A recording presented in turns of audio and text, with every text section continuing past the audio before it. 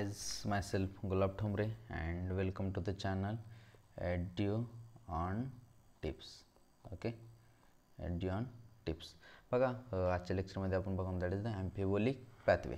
Okay, amphibolic pathway ह्याचा जो आहे ना, देयर इज चार्ट एक best this chart is given. Okay, this best chart is amphibolic pathway म्हणजे इथे हे दिलं आहे that is similar during breakdown process within the living system is catabolism and synthesis is anabolism.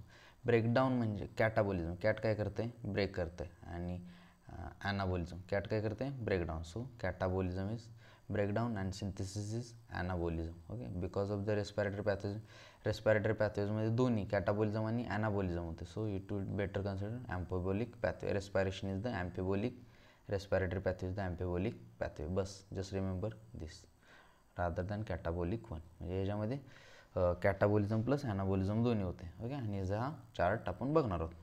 तर हे chart कशा लक्षात ठेवा.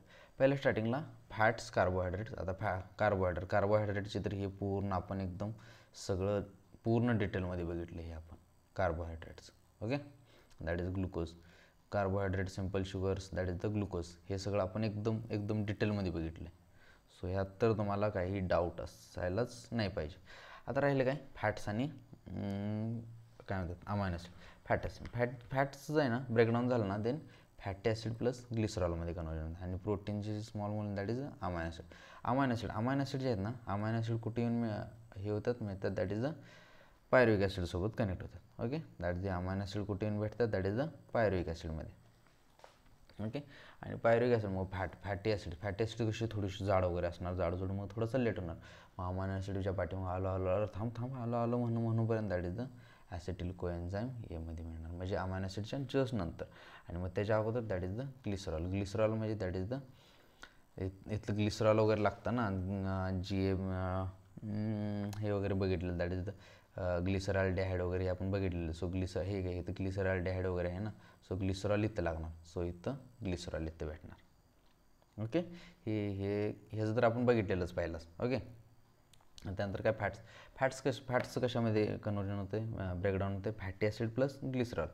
ओके, मग फॅटी ॲसिड एकदम म्हणजे स्लोली शेवटला उगाच आलं म्हणायला, दॅट इज द ॲसिटिल कोएन्झाईममध्ये येणार.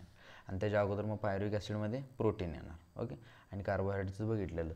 आणि मग ग्लिसरॉल कुठे येणार, दॅट इज द गॅप आणि GAP. आपलं आठवलं का, गॅप आणि DAP मध्ये.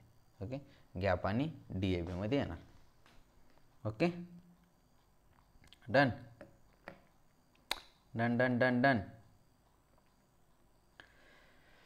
काय यार लक्षात ठेवायचं काय, पहिल्यांदा फॅट, कार्बोहायड्रेट, प्रोटीन. ओके, मग प्रोटीनपासून घ्या. प्रोटीनचं ब्रेकडाऊन कशामध्ये होणार, अमायनो ॲसिडमध्ये होणार. राईट, मग अमायनो ॲसिड मग आलो म्हणूनपर्यंत दॅट इज पायरुविक ॲसिडमध्ये येणार. आता मग त्या फॅटी ॲसिड त्याच्यापेक्षा थोडीशी जाड असणार, फॅट्स कशी त्यापेक्षा त्यानंतर येणार, दॅट इज द ॲसिटिल कोएन्झाईम. आणि ग्लिसरॉल कुठं लागलं, ग्लिसरॉल्डिहाइडमध्ये वगैरे लागतं आहे. सो GAP आणि DAP मध्ये येणार. That's all, simple. आणि हे कार्बोहायड्रेट, शुगर्स तर आपण पाहिलं पूर्ण चेनच बघितली. That's all, done. त्याच्यानंतर आपला लास्टचा टॉपिक राहतो, that is the respiratory quotient, that is RQ. Okay, we will see it in next lecture. हे जास्ती यातलं काय यात समजून सांगायसारखं काय यार, म्हणजे फॅट्स, कार्बोहायड्रेट्स आणि प्रोटीन्स. ओके, फॅट्स कशामध्ये कन्वर्जन होणार, ब्रेकडाऊन होणार, that is the fatty acids आणि ग्लिसरॉल. ग्लिसरॉल जे आहेत ना ह्याच्यामध्ये येणार, काय म्हणतात ग्लिसरॉल्डिहाइड, GAP आणि DAP मध्ये येणार. आणि फॅटी ॲसिड्स आलो म्हणूपर्यंत ॲसिटिल कोएन्झाईम सगळे शेवटी येणार. ओके, आणि हे सगळ्याचं conversion that is the Krebs सायकलमध्ये जाणार. आणि क्रेब्स सायकलमध्ये जाऊन दॅट इज द CO2 आणि H2O बाहेर पडणार. That's all. Okay, thank you so much, bye bye.